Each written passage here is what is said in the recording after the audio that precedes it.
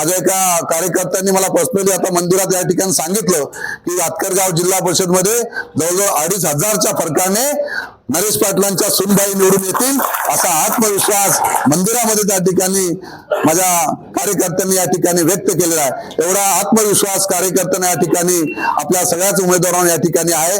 मी आज या ठिकाणी प्रचाराचा शुभारंभ होत असताना ज्या पद्धतीचं राजकारण या संपूर्ण आतकरगाव जिल्हा परिषद वॉर्डमध्ये सुरू झालेलं आहे, अतिशय कूटनीतीचं राजकारण त्यांनी त्या ठिकाणी केलेलं आहे। चुकीच्या पद्धतीचं राजकारण करण्यासाठी राष्ट्रवादी त्या ठिकाणी पुढे आलेली आहे, परंतु या ठिकाणचा शिवसैनिक आणि भारतीय जनता पार्टीचे कार्यकर्ते अतिशय सक्षमपणे या निवडणुकीमध्ये उतरलेले आहेत आणि मला पूर्णपणे आत्मविश्वास आहे की या निवडणुकीमध्ये 7 एप्रिलला जे मतमोजणी होणार आहे त्याच्यामध्ये हे तीनही उमेदवार आतकरगाव जिल्हा परिषदचे आणि पंचायत समिती गणातील उमेदवार हे भरघोस मताने या ठिकाणी निवडून येतील।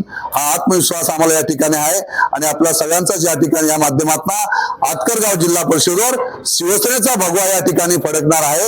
यासाठी आपण सगळ्यांनी जोरात आजपासून कामाला लागायचं। आपण चांगला प्रचार या माध्यमातून सुरू ठेवायचा आहे। हा टेम्पो आपण कमी पडून देऊ नका, सातत्याने संपर्क ठेवा, सातत्याने बैठकांचं सत्र सुरू करा, कारण आपल्याला या माध्यमातून रायगड जिल्हा परिषदेवर रेश्मा राजेश पाटलांच्या रूपाने आपल्याला या ठिकाणी पाठवायचे। भाई शिंदे पंचायत समितीला आपण त्या ठिकाणी निवडून येणार आहेत आणि या सगळ्यांना मदत करण्यासाठी यरंबुवांची सुनबाई असेल यांना आपण प्रचंड बहुमताने विजयी करण्यासाठी धनुष्यबाण या निशाणीसमोर बटन दाबून त्यांना मदत करावी असं जाहीर आव्हान सगळ्यांना या ठिकाणी करतो आणि थांबतो। जय हिंद, जय महाराष्ट्र।